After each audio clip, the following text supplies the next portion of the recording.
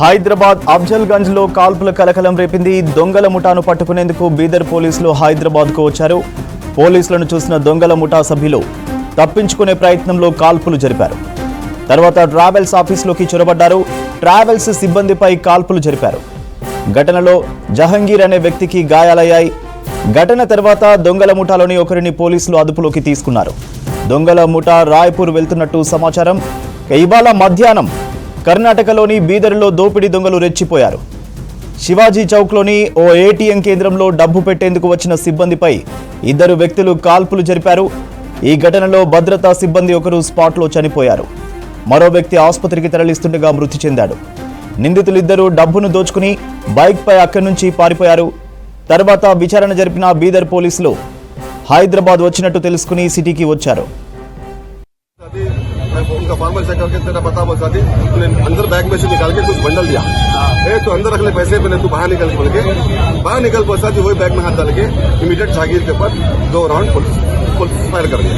Rice Ahmad रियाज है कि office पे हमारे जहांगीर साहब जो टिकट मैनेजर है 3 बजे के टाइम पे 3 से 4 बजे के टाइम पे 2 पैसेंजर आए, रायपुर का टिकट बुक कराए। नाम बताया उनका अमित कुमार, टेलीफोन नंबर भी लिखा है। आके यहाँ पर बैठे 7 बजे उनका बस था रायपुर जाने के लिए। यहाँ से रायपुर को हम लोग शिफ्ट करते हैं, छोटी गाड़ी से लेके बड़ी गाड़ी में शिफ्ट करते हैं। ऑलरेडी बिदर में हमकी यहाँ पर सोच से मालूम हुआ कि बैंक लूट गया 92 लाख बैग में शिवर के मालूम। वहाँ पर भी 2 जनों को मार के आएगा। क्या वहाँ पर आपके पास कैमरा वगैरह है? वहाँ पर भी सीसी कैमरे हैं। यहाँ पर मस्जिद चमन का मैं प्रेसिडेंट हूँ, यहाँ का भी सीसी कैमरे चेक कर रही देखे तो अभी पुलिस वालों को लिंक मिला।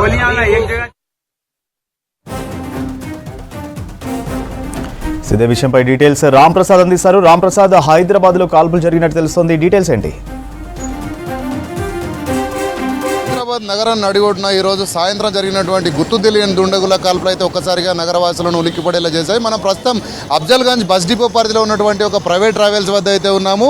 ఈ ట్రావెల్స్ వద్ద ఏదైతే ఈ ట్రావెల్స్కి సంబంధించినటువంటి బస్సు ఏదైతే ఉందో ఈ బస్సు వద్దనే కాల్పులు అయితే జరిగినాయని చెప్పేసి ఇక్కడ స్థానిక ఉన్నటువంటి ప్రజలు కానీ ప్రత్యక్ష సాక్షులు కానీ చెప్తున్నారు. మనం ప్రస్తుతం గమనించినటువంటి బస్సు ఏదైతే ఉందో రోషన్ ట్రావెల్స్లో ఇద్దరు గుర్తు తెలియని వ్యక్తులు అయితే ఇటు రాయ్పూర్కు వెళ్లేందుకైతే టికెట్లు బుక్ చేసుకోవడం జరిగింది. ఈ క్రమంలోనే టికెట్ బుక్ చేసుకున్నటువంటి ప్రజలందరినీ కూడా ఇక్కడ ఎవరైతే ప్రయాణికులు వస్తారో వాళ్ళని ఇక్కడ ఉన్నటువంటి ఒక చిన్న బస్సులో ఎక్కించుకొని అయితే ఇక్కడ నుంచి తీసుకువెళ్ళి అక్కడ మెయిన్ రోడ్లో ఉన్నటువంటి ఏదైతే ఓఆర్ఆర్ పరిధిలో ఉన్నటువంటి ఒక రాయ్పూర్ వెళ్ళేటువంటి బస్సుకు అయితే అనుసంధానం చేస్తుంటారు. ప్రస్తుతం ఈ బస్సులో ఎక్కినటువంటి ఒక ప్రయాణికులు ఎవరైతే ఉన్నారో ఆ గుర్తు తెలియని దుండగులు తమకు ఉన్నటువంటి బ్యాగులు ఏవైతే ఉన్నాయో, ఎందుకంటే ట్రావెల్స్లో ప్రయాణించేటువంటి వ్యక్తులకు సంబంధించినటువంటి ఎవరైనా అనుమానాస్పదంగా కనిపించినట్లయితే వారికి సంబంధించినటువంటి లగేజ్ను చెక్ చేస్తుంటారు. ఇదే క్రమంలో ఇటు రోషన్ ట్రావెల్కి సంబంధించినటువంటి జహంగీర్ అనేటువంటి ఒక యువకుడు అయితే వీళ్ళ ట్రావెల్స్కి సంబంధించినటువంటి యొక్క ఏదైతే ప్రయాణికులు ఉన్నారో వాళ్ళ బ్యాగ్స్ చెక్ చేస్తున్న క్రమంలో బ్యాగ్లో ఉన్నటువంటి ఒక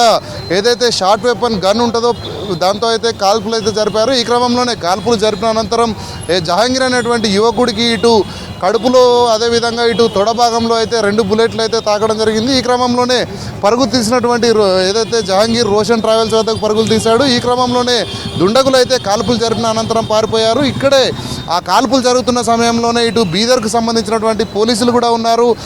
ఈ క్రమంలో పోలీసులు కూడా వాళ్ళని పట్టుకునేటువంటి ప్రయత్నం చేసినప్పటికీ కూడా వాళ్ళకి దొరకకుండా అయితే దుండగులు పారిపోవడం జరిగింది. ఇక్కడ మొత్తం కాల్పుల సీన్ ఏదైతే ఉందో సినిమా ఫకీర్ రేంజ్లో అయితే ఇక్కడ కాల్పులు జరిపాయని చెప్పొచ్చు. ఒక్కసారిగా ఇటు అఫ్జల్గంజ్ బస్ డిపో ఏరియాలో ఇప్పటికీ రద్దీగా ట్రాఫిక్ ఉంటుంది. ఇదే క్రమంలో దుండగులు నడి రోడ్డుపై జరిపినటువంటి కాల్పులతో అయితే అఫ్జల్గంజ్ వాసులంతా కూడా ఒక్కసారిగా ఉలిక్కిపడ్డారు. ఎందుకంటే ఈ కాల్పులు అనేవి కేవలం వారి యొక్క ఏదైతే బ్యాగులు ఉన్నాయో బ్యాగులు చెక్ చేసేందుకు మాత్రమే గంజాయి తదితరటువంటి ఏదైతే ఉంటాయో వాటి డ్రగ్స్ తరలిస్తున్న క్రమంలో ప్రతి బ్యాగును కూడా చెక్ చేసే క్రమంలోనే బ్యాగ్ చెక్ చేయాలంటూ కోరిన క్రమంలో వాళ్ళు దానికి నిరాకరించారు. ఈ క్రమంలో కిందికి దిగినటువంటి ఇద్దరు వ్యక్తులు కూడా ఇటు జహాంగీర్ అనేటువంటి ఒక వ్యక్తిపై అయితే కాల్పులు జరిపారు. ఈ కాల్పుల్లో గాయపడినటువంటి జహాంగీర్ని అయితే ఇక్కడ మొగల్పురాలో ఉన్నటువంటి ఎస్రా హాస్పిటల్కు తరలించి చికిత్స చేస్తున్నట్లయితే ఇక్కడ ఈస్ట్ జోన్కు సంబంధించినటువంటి పోలీసులు చెప్తున్నారు. ప్రస్తుతం తన పరిస్థితి నిలకడగానే ఉంది. కాల్పులు జరిపినటువంటి దుండగుల కోసం అయితే ఇటు ఈస్ట్ జోన్ పరిధిలో ఉన్నటువంటి పోలీసులందరూ కూడా క్షుణ్ణంగా గాలింపు కొనసాగిస్తున్నట్టు చెప్తున్నారు. ఎందుకంటే అడుగడుగునా కూడా ఇటు ఇప్పటికే చూస్తున్నాం చెకింగ్లు చేస్తున్నారు. అంతేకాకుండా ఈ ప్రాంతం మొత్తం కూడా పోలీసులు అయితే ఒక వలయంలో ఏర్పడైతే ఎక్కడికి కూడా తరలి వెళ్లకుండా ఇటు ఎవరైతే ఇద్దరు దుండగులు ఉన్నారో వాళ్ళ చేతిలో ఉన్నటువంటి బ్యాగులు కానీ అవన్నింటినీ కూడా ఆధారంగా చేసుకొని ఇటు డీసీపీ ఈస్ట్ జోన్ పోలీసులతో పాటు టాస్క్ ఫోర్స్ సంబంధించినటువంటి పోలీసులు కూడా గాలింపులు చేస్తున్నారు. ఎట్టకేలకు ఆ దుండగులను పట్టుకుంటామని చెప్పేసి అయితే పోలీసులు చెప్తున్న క్రమంలో జరిగినటువంటి కాల్పులకు సంబంధించి మరికొంతమంది ప్యాసింజర్స్ ఎవరైతే ఉన్నారో అందులో మరొకరిని కూడా అనుమానిస్తూ అయితే ఇప్పటికే అదుపులోకి తీసుకున్నట్లయితే ఇక్కడ ఈస్ట్ జోన్ డీసీపీ ఇప్పటికే వివరాలు తెలపడం జరిగింది. దీనికి సంబంధించి కాల్పుల వెనక ఎలాంటి కుట్ర ఉన్నదని కూడా ఆ కోణంలో కూడా చూస్తున్నారు. ఎందుకంటే ఈరోజు ఉదయమే ఇక్కడ ఏదైతే మనం చూస్తున్నాం చాలా ప్రాంతాలలో ఇటు దొంగతనాలు జరుగుతూ ఉంటాయి. ఏదైతే వచ్చినటువంటి దుండగులు ఏదైనా దొంగతనానికి పాల్పడి తరలి వెళ్తున్నటువంటి క్రమంలో అయితే వారిని ప్రశ్నించిన క్రమంలో ఇలాంటి దాడులకు పాల్పడి ఉండొచ్చు అనే కోణంలో కూడా పోలీసులు అయితే ఇన్వెస్టిగేషన్ చేస్తున్నారు.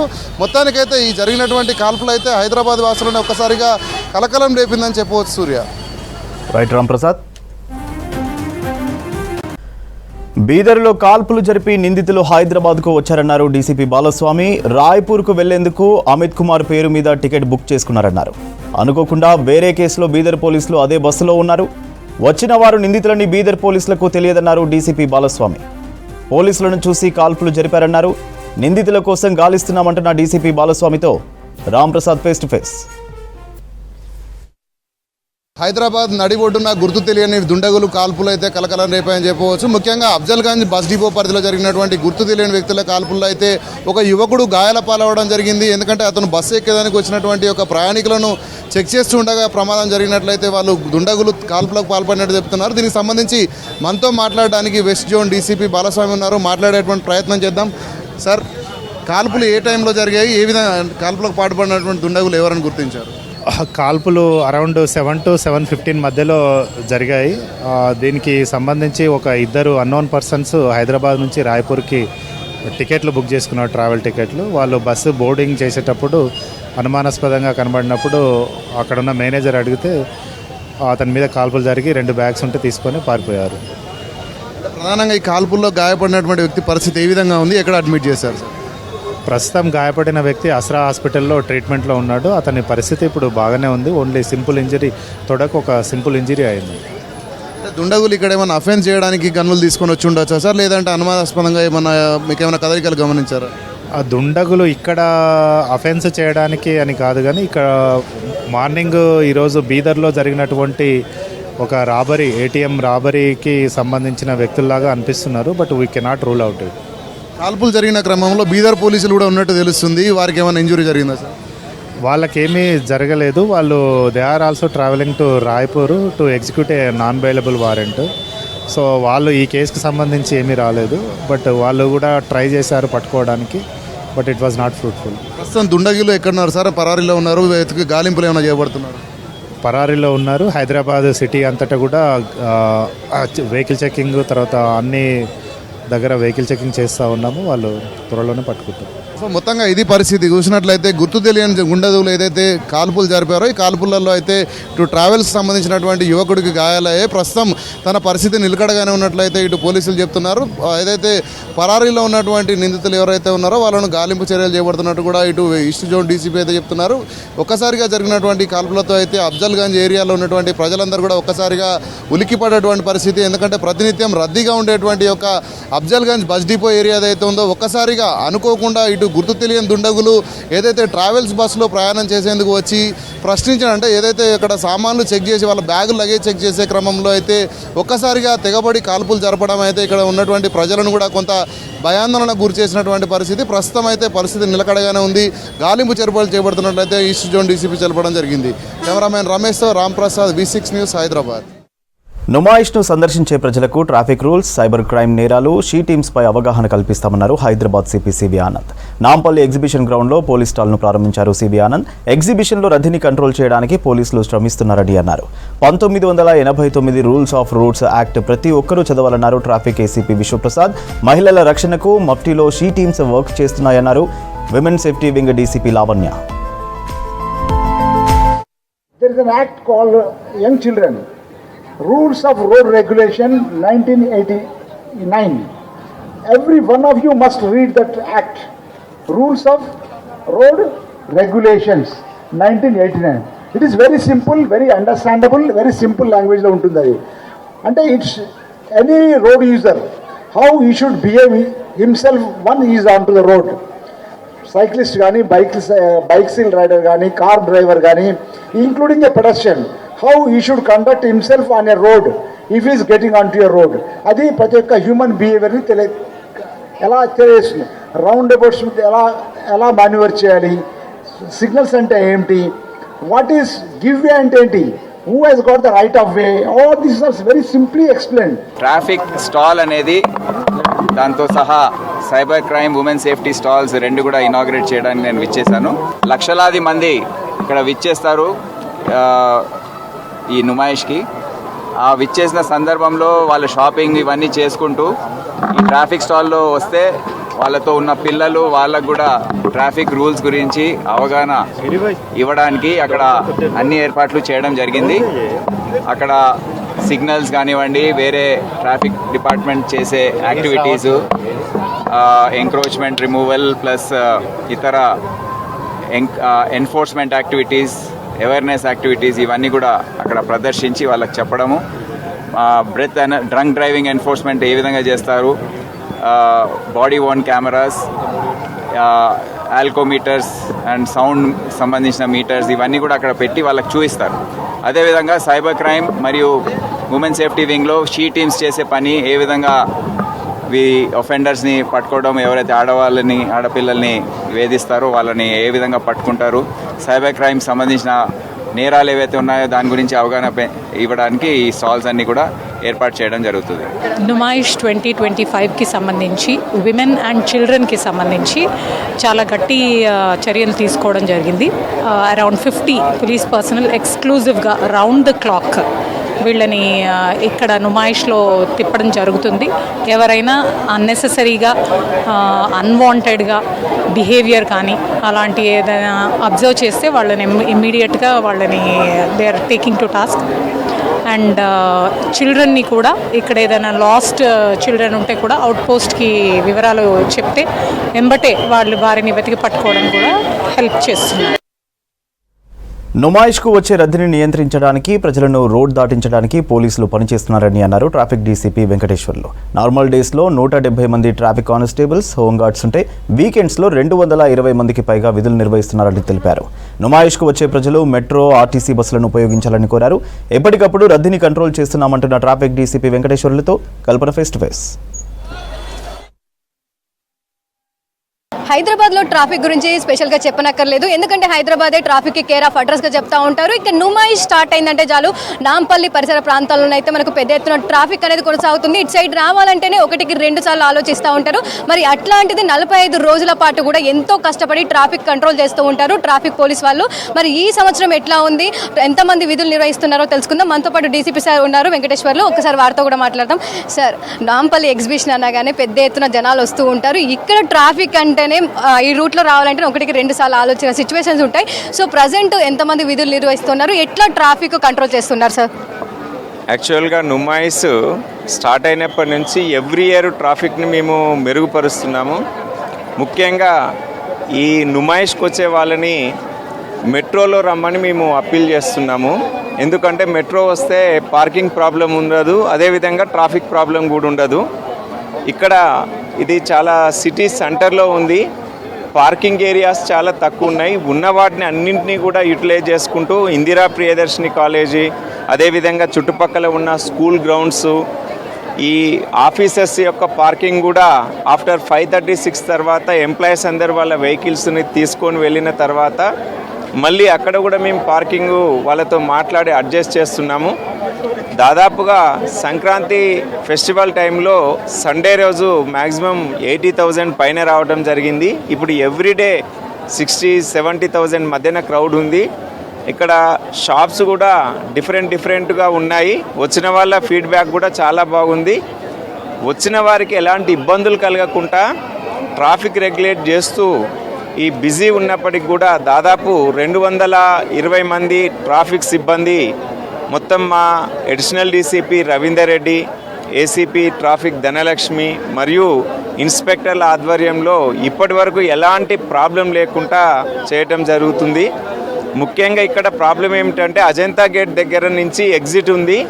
వీళ్ళంతా కూడా వాళ్ళ ఇళ్ళకి పోయేటప్పుడు రోడ్డు క్రాస్ చేయాల్సి ఉంటుంది. ఆ టైంలో రెండు వైపులా వెహికల్స్ ఆపాల్సి ఉంటుంది. అక్కడ ఫుట్ ఓవర్ బ్రిడ్జ్ లేదు కాబట్టి దానికి కూడా మేము రోప్ ఆపరేషన్స్ అంటే రోప్ని తీసుకొని వచ్చిన వాళ్ళని హోల్డ్ చేసుకుంటూ అదేవిధంగా వెహికల్స్ని కూడా స్టాప్ చేసుకుంటూ చిన్న యాక్సిడెంట్ కూడా లేకుండా ఇప్పటి వరకు మేము బందోబస్తు చేయడం జరిగింది. సండే వచ్చిందంటే ఇంకెక్కువ, అంటే వీకెండ్ కావచ్చు, హాలిడేస్లో ఎక్కువగా ట్రాఫిక్ ఉంటుంది కదా, ఆ సమయంలో ఎట్లాంటి ఆంక్షలు ఉన్నాయి? దాంతోపాటు ట్రాఫిక్ ఆంక్షలకు సంబంధించి ఏ రూట్లలో ఏమైనా ఆంక్షలు కొనసాగుతున్నాయా? జనరల్గా హెవీ వెహికల్స్ కానీ లేకపోతే ప్రైవేట్ బస్సులు కానీ ఆఫ్టర్ 8 o'clock ఈ రోడ్లో వస్తే ఎంజే మార్కెట్ దగ్గర డైవర్షన్ చేసి జీపీఓ ద్వారా స్టేషన్ రోడ్లో పంపిస్తున్నాము. అదొక్కటి తప్ప ఎక్కడ కూడా మేము డైవర్షన్ చేయట్లేము. డైవర్షన్ చేయటం వల్ల కొన్ని ఇబ్బందులు ఉంటాయి, కొన్ని బెనిఫిట్స్ ఉంటాయి. నార్మల్ ఫ్లోనే మేము పంపిస్తూ ఎక్కడ కూడా ట్రాఫిక్ జామ్ కాకుండా చూస్తున్నాము.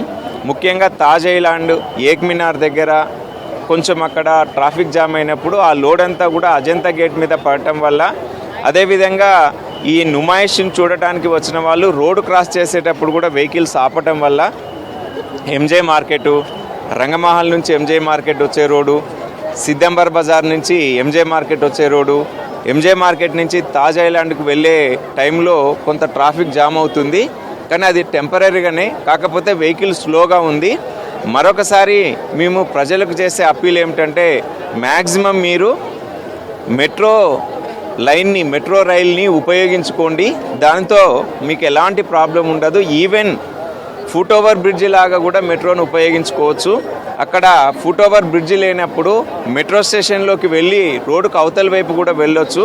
అలా ఉపయోగించుకుంటే ట్రాఫిక్ జామ్ అనేది కూడా చాలా తక్కువ వరకు ఉంటుంది. మెయిన్గా చెప్పాలంటే కూడా ఈ మధ్యకాలంలో ఎక్కువగా నుమాయిష్కి వచ్చే వాళ్ళు 2 wheelers కావచ్చు, 4 wheelers కావచ్చు, రోడ్ల మీదనే పార్క్ చేస్తూ ఉన్నారు కదా, వాళ్ళకి సంబంధించి ఎట్లాంటి చర్యలు తీసుకుంటా ఉన్నారు? జనరల్గా 80,000 క్రౌడ్ ఉన్నప్పుడు చాలా వచ్చినప్పుడు పార్కింగ్స్ అన్నీ కూడా ఫుల్ అవుతున్నాయి. ఫుల్ అయినప్పుడు నుమాయిష్ చూడటానికి వచ్చిన వాళ్ళని మనం బయటికి పంపలేక ట్రాఫిక్ సిబ్బందితోని రోడ్డుకు పక్కన పెట్టిస్తున్నాము. ఇంకా 2వ లైన్ పెడితే మాత్రం క్రేన్ ఆపరేషన్స్ చేసి వాళ్ళని తీసేస్తున్నాం. మ్యాక్సిమం ప్రజలకు ఇబ్బంది కలగకుండానే వాళ్ళు నుమాయిష్ని మంచిగా చూసిపోవాలన్న ఉద్దేశంతోనే మేము ఫెసిలిటేట్ చేస్తున్నాం. ఓకే సార్, అంటే నార్మల్ డేస్లో ఎంతమంది ట్రాఫిక్ పోలీస్ వాళ్ళు ఉన్నారు, ఇటు వీకెండ్ వచ్చేసరికి ఎంతమంది విధులు నిర్వహిస్తున్నారు సార్?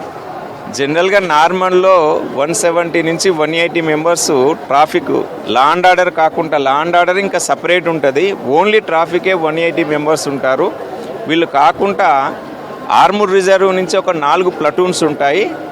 హాలిడేస్ ఉన్నప్పుడు ఒక ప్లటూన్ ఎక్స్ట్రా ఉంటుంది, ఒక 30 మెంబర్స్ ఎక్స్ట్రా ఆఫీసర్స్ వచ్చి ఇక్కడ బందోబస్తు చేస్తారు. చూస్తున్నాం కదా, ఓవరాల్గా మెయిన్గా నుమాయిష్ అనగానే మనకు పెద్ద ఎత్తున ఎక్కువగా మనకు రద్దీ అనేది కొనసాగుతూ ఉంటుంది, ట్రాఫిక్ ఆంక్షలు కూడా ఉంటాయి.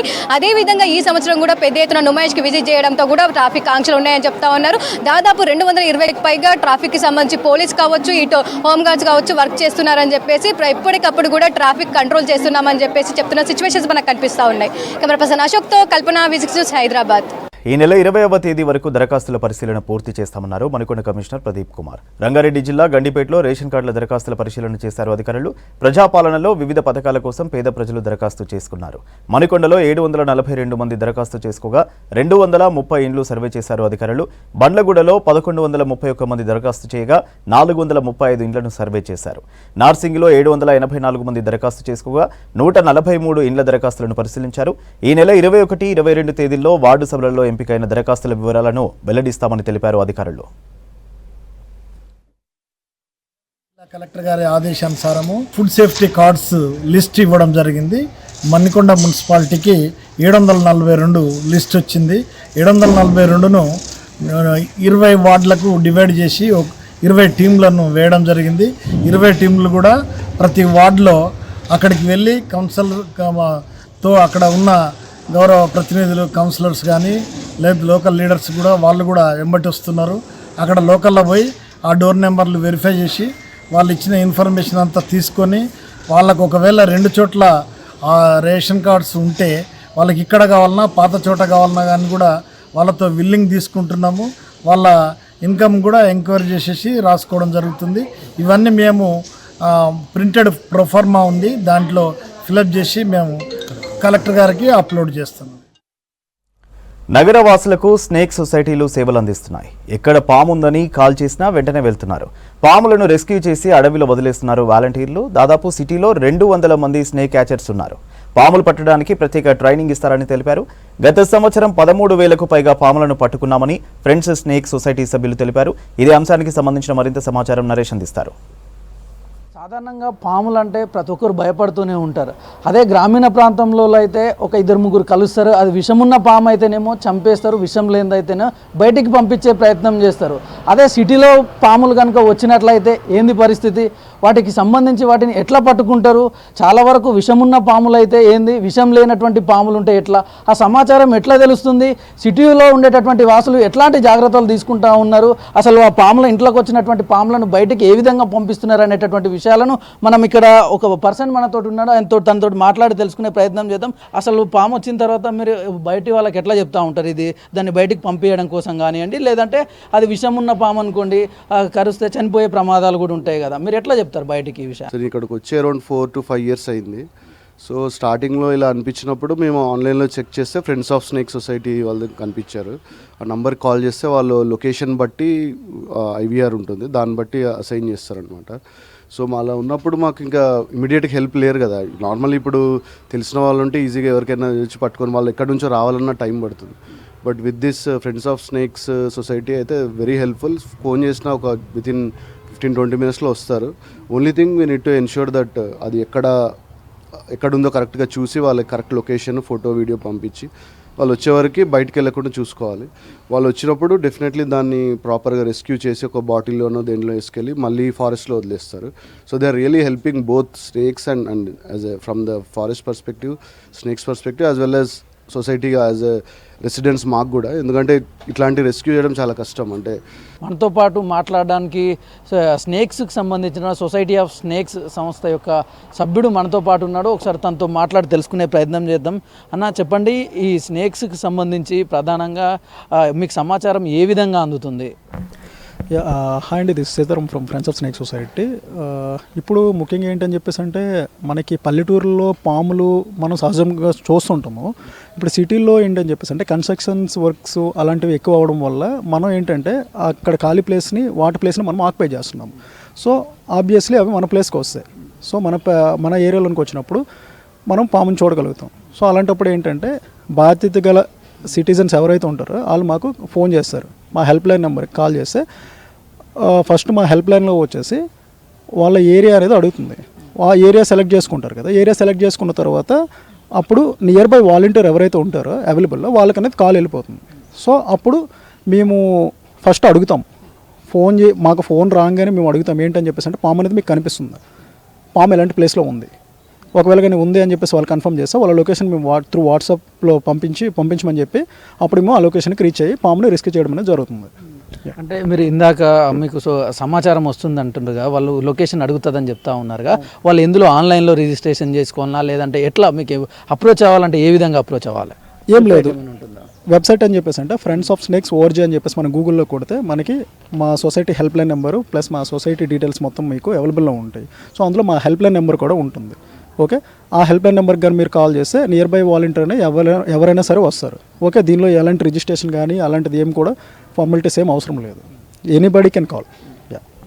ఇప్పుడు సాధారణంగా మీరు రెస్క్యూ చేయడానికి వెళ్ళిన తర్వాత అక్కడ ప్రధానంగా ఎట్లాంటి సిచ్యువేషన్లను మీరు ఫేస్ చేస్తూ ఉంటారు? ఇప్పుడు ఒకటని చెప్పలేమండి. ఎందుకు అని చెప్పేసి అంటే సో ఇప్పుడు కొంతమంది చూస్తారు పాముని, ఈరోజు చూస్తారు, రేపు కాల్ చేస్తారు, లేదా నిన్న ఎప్పుడో చూసుంటారు, ఈరోజు కాల్ చేస్తారు. నెక్స్ట్ ఇంకోటి, పాము మా కళ్ళ ముందు నుంచి వెళ్ళింది, మీరు వచ్చి పట్టుకోండి అని ఓపెన్ ప్లేస్లో చూస్తారు, పాముని పట్టుకోమంటారు. సో అలాంటి కాల్స్ కూడా మేము ఫేస్ చేయాల్సి వస్తుంటుంది. సో అందుకే మేము మాకు ఫోన్ రాగానే మేము కనుక్కొని మాకు డౌట్ అయితే త్రూ వాట్సాప్ ద్వారా అక్కడ పాము ఎలాంటి దగ్గర ఉందో వచ్చి పాము అనేది ఎక్కడ హైడ్ అయి ఉంటుంది, పాము అనేది ఎక్కడ హైడ్ అయి ఉంటే అప్పుడు దానికి దూరం నుంచి పిక్ తీసుకోండి. మీరు ఫోన్ ద్వారా పిక్ తీసుకొని మాకు పంపించండి. దాని ద్వారా మాకు కన్ఫర్మేషన్ అనేది ఉంటుంది, పాము అనేది దొరికే సిచ్యువేషన్లో ఉందా, దొరకని సిచ్యువేషన్లో ఉందా అని చెప్పేసి మేము కన్ఫర్మ్ చేసుకుంటాం. మేము కాల్ చేస్తాము, వస్తున్నారు, మీరు ఎవరు కాల్ చేయాల్సిన అవసరం లేదు అని చెప్పేసి మీరు చూసుకుంటే సరిపోతుంది. ఎందుకని చెప్పేసి అంటే మేము 2-wheelerలో వస్తాము, 4-wheelerలో వస్తాము. ఇప్పుడు 2-wheeler అంటే మాటికి మేము రోడ్డు సైడ్లో ఆపి మేము ఆన్సర్ ఇవ్వగలుగుతాం. 4-wheeler అంటే కష్టం కదా. సో అక్కడ ఎవరైతే కాలర్ ఉంటారో వాళ్ళకంటే టెన్షన్ మాకు ఎక్కువ ఉంటుంది. ఎందుకు అని చెప్పేసి అంటే పాము వల్ల వాళ్ళకేం అవ్వద్దు, వాళ్ళకేం హాని జరగద్దు, వాళ్ళ వల్ల పాముకి ఏమి హాని జరగదు. మా మెయిన్ మోటివ్ వచ్చేసి అది. మీరు పామును పట్టుకునే టైంలో ఎట్లాంటి జాగ్రత్తలు తీసుకుంటూ ఉంటారు? మేము ఎలాంటి జాగ్రత్తలు తీసుకుంటామంటే మాకు ఆల్రెడీ ట్రైనింగ్లో చెప్తారండి. ట్రైనింగ్లో మొత్తం మాకు ప్రాపర్ మేము ట్రైన్ అయిన తర్వాత అప్పుడు మాకు లైసెన్స్ వస్తుంది, అప్పుడు మాకు రెస్క్యూస్కి పంపిస్తారు. కొంచెం మేము ట్రైనింగ్లో కొంచెం ఏమైనా మిస్టేక్ చేస్తున్నాము, ప్రాపర్గా హ్యాండిల్ చేయట్లేదు అని చెప్పేసి అంటే మాకు ఈవెన్ ఏ వాలంటీర్కి కూడా రెస్క్యూస్కి అనేది పంపించారు. ఎందుకని చెప్పేసి అంటే అక్కడ మేము ట్రైనింగ్ తీసుకున్న విధానం వేరే ఉంటుంది, ఇక్కడ మేము ఫేస్ చేసే సిచ్యువేషన్ వేరేగా ఉంటుంది. అక్కడ ట్రైనింగ్లో ఉన్న పాము ఇక్కడ మేము రెస్క్యూ చేయలేం కదా, ఇక్కడ వేరే వేరే సిచ్యువేషన్స్ మేము ఫేస్ చేస్తుంటాం. అలాంటి కొన్ని అనుభవాలు మాకు ఎదురవుతుంటాయి. ఓకే, ప్రధానంగా ఇప్పటి వరకు మీ సొసైటీ ఉందిగా, స్నేక్ ఫ్రెండ్స్కి సంబంధించిన సొసైటీ ఆధ్వర్యంలో ఎన్ని సంవత్సరాలు అయింది దాన్ని స్థాపించి? ఇప్పటి వరకు మీరు ఎన్ని పాములను రక్షించారు? ఇప్పుడు మనకి 2024 ఇయర్లో చూసుకుంటే 13,000కి పైగా పాములు అనేది friends of snake society rescue చేయడం జరిగింది. ఈ సొసైటీ అనేది మనకి 1995లో శ్రీ లేట్ రాజ్ కుమార్ కానూరు గారు దాని ఫౌండరు, సొసైటీ ఫౌండరు. చూసాం కదా, స్నేక్ సొసైటీకి సంబంధించినటువంటి సభ్యులైతే ఖచ్చితంగా కాల్ వచ్చిన తర్వాత వాటిని మ్యాక్సిమం రక్షించడానికి ప్రయత్నం చేస్తాం. వాటిని అన్నిటినీ తీసుకెళ్ళి మళ్ళీ అటవీ ప్రాంతం లోపల అటవీ శాఖకు సంబంధించినటువంటి అధికారుల పర్మిషన్ తీసుకొని వాటిని అడవుల్లో వదిలేస్తామని చెప్తా ఉన్నారు. కెమెరామ్యాన్ అనిల్తో Naresh, V6 news, Hyderabad. Greater హైదరాబాద్లో రోడ్లు ఊడవడానికి కోట్ల రూపాయలు ఖర్చు చేస్తుంది జీహెచ్ఎంసీ. స్వీపింగ్ మిషన్లకు ప్రతి ఏటా 43 కోట్ల రూపాయలకు పైగా ఏజెన్సీలకు చెల్లిస్తుంది బల్దియా. అయినా ఈ మిషన్లు సరిగ్గా పనిచేయడం లేదు. రోడ్లను ఊడ్చి క్లీన్ చేయాల్సిన స్వీపింగ్ మిషన్లు రోడ్డు నిండా దుమ్ము నింపుతున్నాయి. అక్కడక్కడ రోడ్లను ఊడుస్తున్న స్వీపింగ్ మిషన్లకు చెల్లించే అద్దెలకు అవి చేసే పనులకు ఎక్కడా పొంతనా లేకుండా పోయిందని విమర్శలు వస్తున్నాయి. సిటీలో ప్రధాన రోడ్లను శుభ్రం చేయడానికి కోట్ల రూపాయలు ఖర్చు చేస్తోంది బల్దియా. గ్రేటర్ హైదరాబాద్లో సుమారు 900 కిలోమీటర్ల ప్రధాన రోడ్లున్నాయి. వీటిని మెయింటైన్ చేసేందుకు GHMC comprehensive road management programme కింద 5 ఏళ్ల పాటు ప్రైవేట్ ఏజెన్సీలకు అప్పచెప్పింది. రోడ్డుకు 2 వైపులా గ్రీనరీ కోసం రోడ్ల మీద నీళ్లు నిలిచిపోకుండా ఈ ప్రైవేట్ ఏజెన్సీలదే బాధ్యత. సిటీ రోడ్లను సరిగ్గా నిర్వహించకుండానే కోట్ల రూపాయల బిల్స్ ను ఏజెన్సీలు తీసుకుంటున్నాయని విమర్శలు వస్తున్నాయి. సిఆర్ఎంపీ ద్వారా సిటీలోని 6 జోన్లకు కలిపి 38 truck mounted compact heavy duty sweeping మిషన్లు పనిచేస్తున్నాయని చెప్పారు అధికారులు.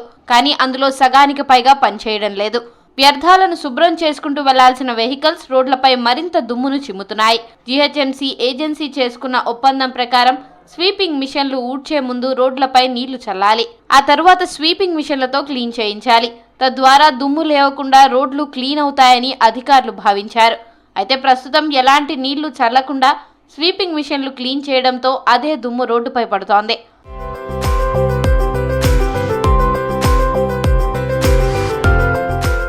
ప్రతి ఏటా సిటీలోని ప్రధాన రోడ్లను ఊడ్చేందుకు 42 కోట్ల రూపాయల బిల్లులు చెల్లిస్తోంది జీహెచ్ఎంసీ. ఒక్కో మిషన్ కు 1,13,00,000 చెల్లిస్తోంది. అన్ని కోట్ల రూపాయల బిల్లులు తీసుకుంటున్నా స్వీపింగ్ మిషన్లు సరిగా పనిచేయడం లేదంటున్నారు సిటీ జనం. ఈ మిషన్ల పనితీరుపై నిరంతరం బల్దియాలోని శానిటేషన్ విభాగం నిఘా ఉంచాల్సి ఉంది. కానీ ఆయా ఏజెన్సీలతో కుమ్మక్కై మిషన్లు స్వీపింగ్ చేయకున్నా చేసినట్లు బిల్లులు మంజూరు చేస్తున్నారనే ఆరోపణలు వెల్లువెత్తుతున్నాయి. గత వర్షాకాలంలో స్వీపింగ్ మిషన్లు రోడ్లపైకి రాకున్నా వచ్చినట్లు బిల్లులు రిలీజ్ చేశారు అధికారులు. ఇప్పుడు కూడా సగానికి పైగా మెషిన్లు రోడ్లపైకి వచ్చి స్వీపింగ్ చేయకపోయినా బిల్లులు రెగ్యులర్గా రిలీజ్ అవుతున్నాయనే వాదనలు వినిపిస్తున్నాయి. స్వీపింగ్ మిషన్లు రోడ్లను ఊడవట్లేదని విమర్శలు రావడంతో వాటికి జీపీఎస్ అమర్చారు అధికారులు. కేవలం మీటర్ రీడింగ్ కోసం మాత్రమే మెషీన్లు తిరుగుతున్నాయని, రోడ్లను ఊడ్చట్లేదని ఉన్నతాధికారులు గుర్తించారు. దీంతో శానిటేషన్ విభాగంపై సీరియస్ అయ్యారు బల్దియా కమిషనర్. సిఆర్ఎంపీ రోడ్ల క్లీనింగ్ కార్మికులకు ఇచ్చిన ప్రతి ఏటా 6 కోట్లకు మించి ఖర్చు కాదని అంటున్నారు కార్మిక సంఘాల నాయకులు. అయినా ఏజెన్సీల ద్వారా స్వీపింగ్ మెషీన్ల కాంట్రాక్ట్ ముగిసినా కంటిన్యూ చేస్తున్నారనే ఆరోపణలు వస్తున్నాయి. ముంబై సముద్ర తీరంలో ఓపెన్ వాటర్ స్విమ్మింగ్ చేస్తానని తెలిపారు ఇంటర్నేషనల్ స్విమ్మర్ విక్టోరియా. ఈ నెల 19న తన కుమారుడు స్టీఫెన్ కుమార్తో కలిసి స్విమ్మింగ్ చేస్తామని తెలిపారు. మాండ్యా జెట్ నుంచి గేట్వే ఆఫ్ ఇండియా వరకు 18 కిలోమీటర్లు ఉంటుందన్నారు. మహాసముద్రంలో తల్లి కుమారుడు ఓపెన్ స్విమ్మింగ్ చేయడం దేశంలోనే తొలిసారని, ఇంతవరకు ఎవరు ఇలాంటి సాహసం చేయలేదన్నారు విక్టోరియా. ఈ స్విమ్ ఏదైతే చేస్తున్నామో మీకు ఏమైనా అయిందంటే మీరే బాధ్యులు అన్నట్లుగా, కానీ ప్రతి దానికి వాళ్ళు ముందుకు రావడము అంటే మనం ఏ విధంగా మన పిల్లలకి మాదిరికరంగా ఉన్నామో, మనం ఏం నేర్పిస్తున్నామో, మనతో పాటు మనం ఎక్కడికైనా మన పిల్లల్ని తీసుకొని వెళ్ళొచ్చు మనం ఏదైనా చేస్తున్నామంటే. అది ఆ నిర్ణయంతో నేను ముందుకు వచ్చాను. అండ్ హిస్టరీ ఓపెన్ చేసి చూసినప్పుడు ఎవరి క్వీనీ విక్టోరియా స్విమ్మర్ అని అంటే, గంధం క్వీనీ విక్టోరియా స్విమ్మర్ అంటే అక్కడ మన గురించి మనం చూడాలా. మనం చూస్తున్నప్పుడు ఒక క్వీనీ విక్టోరియా గంధమే కాకుండా తన పిల్లలతో కూడా ఇట్లాంటి సాహసాలు చేసింది అనేది చూడాలనేది, దానికోసం చేస్తున్నాను. రికార్డులో ఉండాలా, Indian book of record, Guinness book of record, A record అయినా మనకి ఏది కూడా మనం చేయాలా అనుకుంటే ఏదైనా మన దగ్గరికి వస్తుంది అనేది నిరూపించుకోవాలి. ఇది వచ్చేసి 18 నుండి 20 కిలోమీటర్ల వరకు ఉంటుందండి. సముద్రం మనకు అనుకరించి మనం స్విమ్ చేస్తే అంత డిస్టెన్స్ లోనే మనం కవర్ చేసుకోగలుగుతాం. కొన్నిసార్లు ఎలా ఉంటుందంటే మనం స్విమ్ వెళ్తున్నప్పుడు అలల తాకిడి వల్ల, కరెంట్ పుల్లింగ్ వల్ల ఎక్కువ కూడా అవుతుంది. ఎగ్జాంపుల్, నేను ఇంగ్లీష్ ఛానల్ మేము 8 మందిని కలిసి రిలే చేస్తున్నప్పుడు యాక్చువల్లీ ఆ డిస్టెన్స్ వచ్చేసి 36 కిలోమీటర్సే ఉంటుంది. కానీ మేము స్విమ్ చేస్తున్నప్పుడు ఆ డిస్టెన్స్ మాకు వచ్చి 71 కిలోమీటర్స్ మేము స్విమ్ చేయడం జరిగింది. అంటే ఆల్మోస్ట్ మేము డబల్ స్విమ్ చేశాం. ఆ విధంగా సముద్రం మనల్ని ఏ విధంగా ఇది చేస్తే అలా వెళ్తూ ఉంటాము. బేగంపేటలోని హరిత ప్లాజాలోని మినర్వా రెస్టారెంట్పై వచ్చిన ఫిర్యాదుతో తనిఖీలు చేశారు జీహెచ్ఎంసీ ఫుడ్ సేఫ్టీ అధికారులు. కిచెన్ పరిసరాలను పరిశీలించారు. ఫుడ్ శాంపిల్స్ కలెక్ట్ చేసి ల్యాబ్కు పంపారు అధికారులు. అంతకుముందు లంచ్ చేసేందుకు వెళ్లిన రానా అనే వ్యక్తి సాంబార్ రైస్ ఆర్డర్ చేశాడు. ఫుడ్లో పురుగు చూసి హోటల్ యాజమాన్యం దృష్టికి తీసుకెళ్లాడు. తర్వాత ఫుడ్ సేఫ్టీ అధికారులకు కంప్లైంట్ ఇచ్చాడు రానా. ఫుడ్ హైజీనిక్గా లేదని ఫిర్యాదు చేశాడు.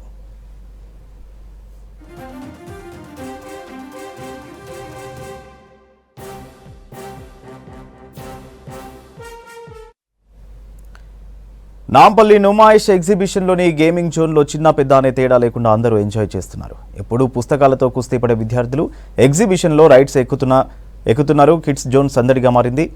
చిన్నారుల కేరింతలతో కోలాహలంగా మారింది. నుమాయిష్లోని గేమింగ్ జోన్లో సందర్శకుల సందడికి సంబంధించి మరింత సమాచారం కల్పన అందిస్తారు.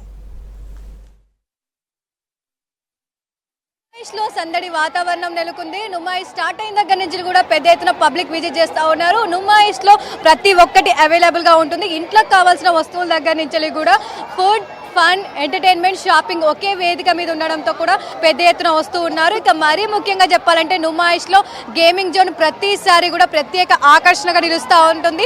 చిన్న నుంచి పెద్ద ప్రతి ఒక్కరు కూడా గేమింగ్ జోన్ కి అట్రాక్ట్ అవుతూ ఉంటారు. అదే విధంగా చూస్తూ ఉన్నాం కదా, గేమింగ్ జోన్ ఒక్కసారిగా చూసుకున్నట్టయితే కూడా గేమింగ్ జోన్ పరిసర ప్రాంతాలన్నీ కూడా పెద్ద ఎత్తున జనాలతో రద్దీగా మారాయి. చిన్న పిల్లల కేరింతలు కావచ్చు ఎక్కువగా మనకు కనిపిస్తూ ఉన్నాయి. మెయిన్ గా చెప్పాలంటే కూడా గేమింగ్ జోన్ లో ప్రతి ఒక్క యాక్టివిటీ కూడా ఇంట్రెస్టింగ్ గా ఉంటుందనే చెప్పుకోవచ్చు. ఇటు రోలర్ కోస్టర్ కావచ్చు, జైంట్ వీల్ కావచ్చు, కప్ అండ్ సాసర్ సంబంధించింది కావచ్చు, ప్రతి ఒక్క గేమ్ అయితే 2-3 సార్లు రైడ్ చేస్తూ ఎంజాయ్ చేస్తూ ఉన్నారు. చూస్తూ ఉన్నాం కదా, చిన్న పిల్లల్ని కూడా పెద్ద ఎత్తున తీసుకొస్తూ ఉన్నారు. మరి మనతో పాటు కొంతమంది పబ్లిక్ ఉన్నారు, వారితో కూడా మాట్లాడదాము. ఎక్కడి నుంచి వచ్చారు, ఎట్లా ఉంది గేమింగ్ జోన్ కి సంబంధించి స్పెషల్ గా అడుగుదాము. మీ పేరు? లత. ఎక్కడి నుంచి వచ్చారండి? హైదరాబాద్ అండి. హైదరాబాద్. సో ఎట్లా ఉంటుంది నుమాయిష్ లో షాపింగ్ ప్రతి ఏటా వస్తూ ఉంటారా? ఈ ఫస్ట్ టైం రావడం. ఫస్ట్ ఇక్కడ గేమింగ్ జోన్ ఎట్లా ఉంది అంటే నార్మల్ ఎగ్జిబిషన్ లో ఉండే గేమింగ్ జోన్ ఎట్లా ఉంటుంది, ఇక్కడ ఎట్లా ఉంది? అంటే చాలా బాగుంది, ఇంట్రెస్ట్గా ఉంది. అండ్ యాక్టివిటీస్ కూడా బాగున్నాయి. అన్ని షాపింగ్స్, పిల్లల గేమ్స్ అన్నీ చాలా బాగున్నాయి. అంటే సెక్యూరిటీ కూడా మంచిగా ఉంది. ఎట్లా ఉంది రద్దీ, ఎట్లా ఉంది? మొత్తం గేమింగ్ జోన్ ఎక్కడ చూసినా ఫుల్ రష్ కనిపిస్తుంది కదా. ఎంత టైం పట్టింది మరి టికెట్ తీసుకొని? జైంట్ వీల్ కావచ్చు, ఏమేమి ఎక్కారు మీ పిల్లలు? అంటే జంపింగ్ ఎక్కారు, అది బాగానే ఉంది. ట్రైనింగ్ అవి అన్నీ ఎక్కారు, బాగానే ఉంది. ఏంటంటే అంటే సెక్యూరిటీ నీట్గా ఉంది, మెయింటెనెన్స్ అన్నీ బాగున్నాయి. రెస్ట్ చాలా బాగుంది. Rest okay, thank you. చూస్తూ ఉన్నాం కదా, పెద్ద ఎత్తున అయితే వస్తూ ఉన్నారని చెప్పుకోవచ్చు. చిన్న చిన్న పిల్లల్ని తీసుకొని వస్తూ ఉన్నారు. నవరమూలల నుంచి వెళ్ళి 2 తెలుగు రాష్ట్రాల నుంచి కూడా పెద్ద ఎత్తున వస్తూ ఉంటారు. చూస్తూ చాలా మంది చిన్న పిల్లలు ఉన్నారు. చెప్పరా చిన్న, నీ పేరు? విజయ్. విజయ్, ఎక్కడి నుంచి వచ్చావు మీరు? ఎక్కడ? కూడా. ఎట్లా ఉంది గేమింగ్ జోన్? ఎక్కావా గేమ్స్ అన్ని? ఎక్కలే ఇంకా, ఇప్పుడు ట్రై చేయబోతున్నాం. ఓకే, ఏమేమి ఇష్టం నీకు ఇక్కడ గేమ్స్ లో? జైంట్ వీల్ అదొక్కటే ఇష్టం. ప్రతి ఇయర్ వస్తూ ఉంటావా? నో, ఇది ఫస్ట్ ఇయర్. ఎట్లా ఉంది రష్, ఎట్లా ఉంది? ఎంతమంది ఉన్నారు ఇక్కడ జనాలు? చాలా మంది ఉన్నారు. సో చూస్తున్నాగా ప్రతి ఇయర్ వచ్చే వాళ్ళు ఉన్నారు, చాలా మంది అయితే వస్తున్నారు. చెప్పు చిన్న, నీ పేరు? జెసికా. జెసికా, ఎక్కడి నుంచి వచ్చారు మీరు? హైదరాబాద్ అత్తాపూర్. ఓకే, సో ఎట్లా ఉంది గేమ్స్ అన్ని ఎక్కావా? ఉన్నాయి. ప్రతి ఇయర్ వస్తుంటావా? First year. చెప్పండి మీ పేరు? మహిత. సో ఎట్లా ఉంది అంటే నుమాయిష్లో షాపింగ్ చేశారా? ఎక్కువ ఫుడ్ ఐటమ్స్ టేస్ట్ చేసాము, చాలా బాగుంది. చాలా బాగా మెయింటైన్ చేస్తున్నారు కూడా, ఎప్పటికప్పుడు వేస్ట్ మొత్తం తీసేయడం చాలా బాగా మెయింటైన్ చేస్తున్నారు. మెయిన్ గా చెప్పాలంటే కిడ్స్ జోన్కి వచ్చారు కదా, మీ కిడ్ని తీసుకొని ఎట్లా ఉంది ఇక్కడ గేమింగ్ జోన్ కావచ్చు? చాలా బాగుంది, చాలా బాగా మెయింటైన్ చేస్తున్నారు. సెక్యూరిటీ కూడా చాలా బాగుంది, ఫెసిలిటీస్ బాగున్నాయి, ఫైర్ ఇంజిన్ అన్నీ ఉన్నాయి, అంబులెన్స్ అన్నీ ఉన్నాయి కదా, చాలా బాగా అరేంజ్ చేశారు, చాలా బాగుంది. కిట్ ఎక్కిందా మరి? ఏ రైడ్స్ వెళ్ళింది, ఏమేమి గేమ్స్ ఎక్కారు? ఇంకా ట్రై చేయలేదండి, ఇప్పుడే వచ్చాము రైడ్స్కి. మిగతా షాపింగ్ అంతా చూసాము, చాలా రష్ చాలా ఉందండి, మేము ఇంత ఎక్స్పెక్ట్ చేయలేదు, చాలా ఎక్కువ రష్ ఉంది. ఉన్నాం కదా, చాలా మంది అయితే వస్తూ ఉన్నారని చెప్పుకోవచ్చు. ఇక్కడ గేమింగ్ జోన్ కి సంబంధించి అయితే స్పెషల్ గా చెప్పాలి, ఎందుకంటే చిన్న పిల్లల దగ్గర నుంచి పెద్దవాళ్ళ వరకు ప్రతి ఒక్కరు అట్రాక్ట్ అవుతూ ఉంటారు. ఒక్కొక్క గేమ్ కావచ్చు 2-3 సైడ్లు కూడా ట్రయల్స్ చేస్తూ ఉంటారు. మరి మనతో పాటు ఇంకొంతమంది ఉన్నారు, వారితో కూడా మాట్లాడదాం. చెప్పండి పేరు? మొహమ్మద్ సుభాన్. ఎక్కడి నుంచి వచ్చారు? బాలాజీ నగర్, యాప్రాల్ బాలాజీ. ఓకే, సో ఎట్లా ఉంది అంటే గేమింగ్ జోన్ కోసం వచ్చారా, నార్మల్ గా షాపింగ్ కోసమా? షాపింగ్ కోసము బోత్, గేమింగ్ కోసం. మరి గేమింగ్ జోన్ దగ్గర రష్ ఎట్లా ఉంది, ఏమేమి ట్రై చేశారు? అయితే కంపేర్ టు అదర్ డేస్ ఈ రోజు జర తక్కువనే ఉంది, ఎంజాయ్ చేసినాం. ఏమేమి గేమ్స్ అంటే ఇష్టం? అంటే ఇక్కడ చాలా ఉన్నాయి కదా, రోలర్ కోస్ట్ కావచ్చు, సంథింగ్ అది మౌత్ కా కువా అని, అది ఎక్సెట్రా.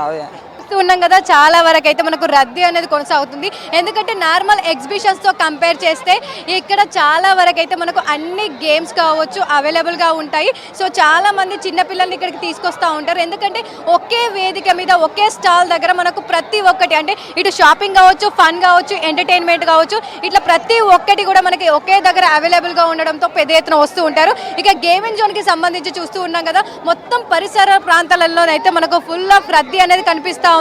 ప్రతి ఒక్కటి కూడా ఎక్కువ చిన్న పిల్లల కేరింతలతో మాత్రం ఇక్కడ మారిపోగిపోతుందని చెప్పుకోవచ్చు.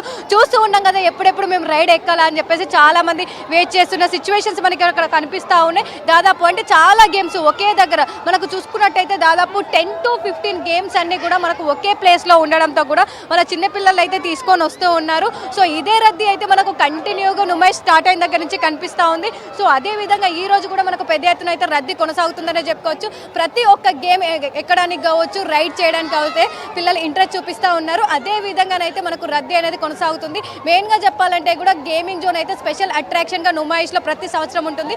అదే విధంగా ఈ సంవత్సరం కూడా స్పెషల్ అట్రాక్షన్ గా గేమింగ్ జోన్ ఉందని చెప్పుకోవచ్చు. కెమెరా పర్సన్ అశోక్ తో కల్పన, విజిక్స్ న్యూస్, హైదరాబాద్.